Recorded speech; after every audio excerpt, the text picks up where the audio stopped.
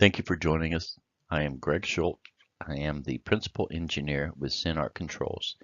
We are a technology and development integration company, and we have over 20 years of experience in developing and integrating resistance welding processes. This series of videos is pretty much the introduction to resistance welding and the termination process as a theory and applied methodology.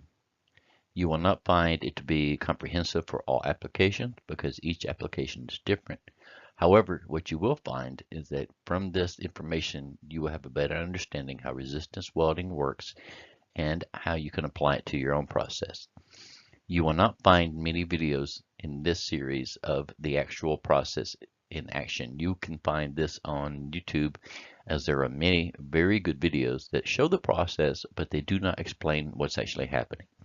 That is the core reasoning for this course. We get many questions on how to use resistance welding in manufacturing, and this series will help you understand what it's all about, how to implement it, and how to use it. Now, to begin with, there are a lot of misconceptions about resistance welding and what it really is. Most of this comes from a general misunderstanding of the process and how it's applied to manufacturing. Typical misconceptions include no spark, no weld. Resistance welding is difficult to control. This is not true. Resistance welding is inconsistent. This is not true. Resistance welding is dangerous. This is not true. Resistance welding is too expensive. Again, that depends on your process and typically it's not true. Let's take a moment and look at these concerns, and let's begin with, what is resistance welding? That's a good question. Resistance welding is a permanent joining of materials through the application of pressure, current, and time. Now, I'm going to emphasize this because pressure, current, and time are the key elements in any resistance weld process. It's a weld, so of course it's a permanent joining. The two materials are actually welded together. They are liquefied and their elements are combined and they become a single joint. Now, each of these factors influence the quality of the weld and are typically indicated by the application. Now, the key word here is influence. As we'll get into in later sections, you'll find that you do not have direct control of the process, so to say, except for the fact that you can influence each one and control the influence in a process window. Now, that may seem a little abstract right now, but in the upcoming sections, you will have a better understanding of this. How does it work? Well, conductive electrodes, conductive meaning they have the high ability or the increased ability to conduct electrical current, are pressed to the materials to be welded and the currents applied. The electrical resistance of the materials creates heat, and that is what creates the weld. What that means is that the current going into the electrodes flows freely, but the materials resist it, and the resistance creates the heat, and the heat is what creates the actual melting point and the weld. Now, there are multiple kinds of resistance welding applications. They can be anything from the assembly of automotive frames. In fact, your car has multiple resistance weld in it. Electrical connections in your PlayStations, your phones, other applications like that. Battery manufacturing, and there are a lot more. Resistance welding is very common in the manufacturing process.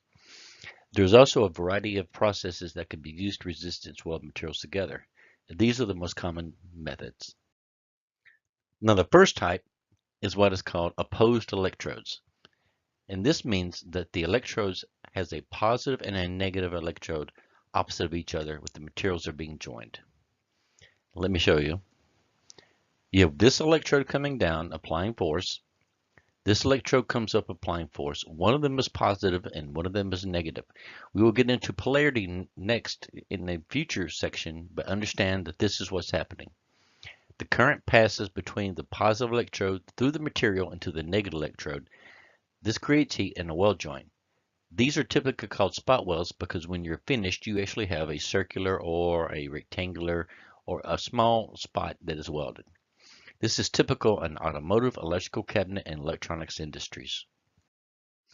The next type of resistance welding is what's called parallel gap.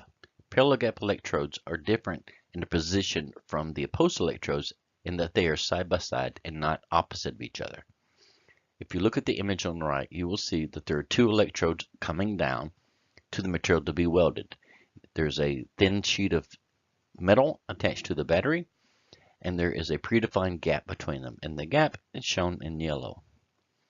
When the current passes from the positive electrode through the material and back up again to the negative electrode, heat is created in the materials, creating the weld joint. This type of application is useful when you don't have the space under the material to use to post electrode applications. It's very, very common in batteries, microelectronics, and other applications. The final type of resistance welding applications that we're going to follow here is the rolled or seam weld. This is where I got my introduction into the resistance welding process years ago. This is typical for large sheet metal applications, and it requires a different approach. This is where you roll or seam weld two sheet metal pieces together. And the way it works is this. You have two rollers, one on top, one on bottom, and they are constantly spinning, as shown in the picture.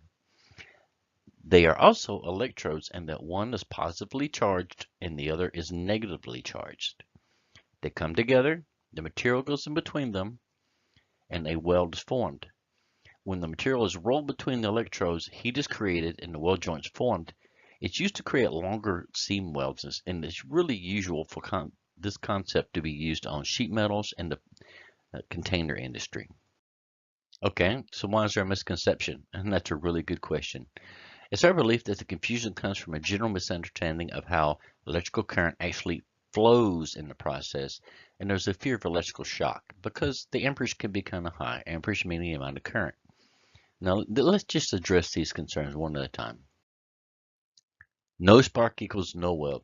This is a very common consideration and concern for people who are looking at resistance welding. If you look at the image on the right, you'll see that there are a lot of sparks and there's a lot of energy. Those sparks are created from the actual material being welded becoming molten and flying away. It's not uncommon for a large welding application like automobile frames. However, this logic does not apply to everything. When you're welding a battery terminal or a smaller application like a small gauge wire, when you create a spark and you're throwing material away, you have pretty much blown the part up. And it's a reject. That is not what you're after. What you're after is you want to create enough energy to melt the parts together and create a good weld. So do not assume that when you see a spark, it's a good thing, because it is not. The next misconception is that resistance welding is difficult to control and inconsistent. This concept typically comes from an operator or technician who really doesn't understand the process, and they make what they consider to be good judgment calls in making adjustments to the settings and to the mechanical operations of this system, but they will then lose control of it because they truly don't understand the process and how it works. When you develop a process, you need to make certain that you completely analyze what you're trying to accomplish, whether you're going to use opposed electrodes, parallel gap, or roller applications, and then you need to put monitoring in place so it becomes consistent, predictable. Once these things are in place, it is very predictable. The problem is that many times we put these processes together, and when I say that, we have this issue as well, that the customer demands are so high, you really don't have time to put the proper review in place. So the process isn't considered over time. That's when you have an unpredictable and difficult to control situation. Consider this analogy. If you put a meal in a microwave and heat it without reviewing the cooking instructions, you might get lucky and have a wonderful meal. However, if you do this over time with different meals and different settings, you'll produce a hit or miss result, which means you have an unacceptable dinner. Some days you have an undercooked meal, some days you have a good meal, or some days you have a burned meal. Producing a single weld is easy. Repeating the process tens of thousands of times, that's the trick. Now, the third concern about resistance welding is the most common, and the concept is people believe that resistance welding is dangerous. Now, this is a concern for all manufacturing environments. It's even a concern for the home hobbyist. Look at the image again on the left here. You'll see that this application is throwing off a lot of sparks in molten material. If you're not wearing the proper protective equipment, you could have an injury. You can have burned skin, you can have damaged eyes. you could have a variety of things happen. So you need to make certain that you're using the proper personal protective equipment. That's PPE. Always use this equipment when you're using any type of manufacturing equipment. Now, to continue our conversation about whether or not resistance welding is dangerous, let's take a look at the image on the right of this slide. This image is provided by Miyachi. Miyachi is one, if not the largest resistance welding equipment manufacturers in the world. And if you look at the bottom left-hand corner, you will see that there are two large connections. These are the actual positive and negative connections for the process. And you may say, okay, well, we're exposing operators and people to a very large connector, which has a lot of current going through it. This is true, but let's go ahead and continue. If you've ever seen the typical resistance welding setting, you'll notice that the applied setting is high, okay? If you're welding a small wire, like let's say a 36 gauge wire, which is 5 thousandths in diameter, the current could be as high as 1,000 amps. That's right, 1,000 amps. The typical home in the U.S. operates with less than 40 amps. So this one application of welding, one wire, has a magnitude tenfold over, even more than that, over what it requires to light your home. So how can the exposed connectors running at 1,000 amps be safe? This is a little bit more complicated, and we're going to address it in the upcoming sections when we look at Ohm's law. But understand, even though it's producing a high current, the voltage applied is very low. The system you see in this image right here has a limited voltage of 10 volts DC. That's direct current. The reduced electrical potential, which is the voltage, makes it impossible to produce enough energy to harm the operators.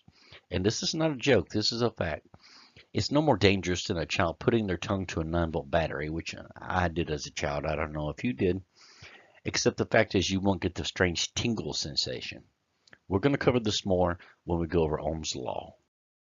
And in continuing with the situation and consideration of resistance welding being dangerous, you need to take a step back and think about what we're talking about. Regardless of the method you apply, whether it's opposed electrodes, parallel gap electrodes, or rollers, the key factor in the process, if you remember back from one of the earlier slides, the process required to make a resistance weld is pressure, current, and time. The problem is that pressure is required to push the 2 points together of the material you want to weld. Now, in some applications, it's very small. It could be 2-3 pounds of pressure, but in larger applications, it can be 10, 20, 50 pounds. You need to make certain that you have the correct safety guarding in place to keep an operator from putting their hands in between the actual pinch points. Otherwise, you could have a pinch and a potential injury. The other thing to consider is the process generates heat. It's a welding application, so of course it's going to generate heat. An example is a small wire, for example, the 36 gauge wire we talked about before. It requires a minimum of 1500 degrees Fahrenheit to be joined. This is very hot. Even though the weld joint cools off very quickly and it is literally in milliseconds, the electrodes are larger and have more mass, and they will retain the heat for a longer period of time. This is even more so true in an automated process where you're doing multiple welds one after the other. The electrodes can become hot. So you need to make certain that you have protective barriers to keep the operators and technicians from burning themselves. Now, the final misconception is resistance welding is too expensive. Every manufacturing process has a cost. You could bolt something together, which you have the cost of the screws and equipment to apply the screws. You have gluing, which requires the cost of the glue and application of the glue. Resistance welding is the same way. Once you can properly configure it, you can get consistent welds with resistance welding. However, you need to take in consideration the electrode material and how it will wear over time and will require replacement. This is important in that the machine downtime to change electrodes as well as the cost of electrodes can add up to the cost of your process. Another issue here, which we'll go into much later, is that underutilized automated system can drain your resources and capital without producing positive results, which means you can have a very fast resistance welding machine in position and ready to go, but if demand from your customer isn't there to keep that machine running consistently over time, you have wasted money. We're going to go ahead and consider these things as we go along with this video series, and then hopefully you have a better understanding of how to apply and what not to apply, and how to select whether or not resistance welding will fit your needs. Now, for example, if you only go to the grocery store once a week, would you invest in a Porsche when you could use a Kia? This means, why would you invest in an automated system when a manual system would suffice? This concludes the first of the 100 series on Introduction to Resistance Welding and the Termination Process. We're going to continue with Resistance Welding 102, Ohm's Law, in the next section.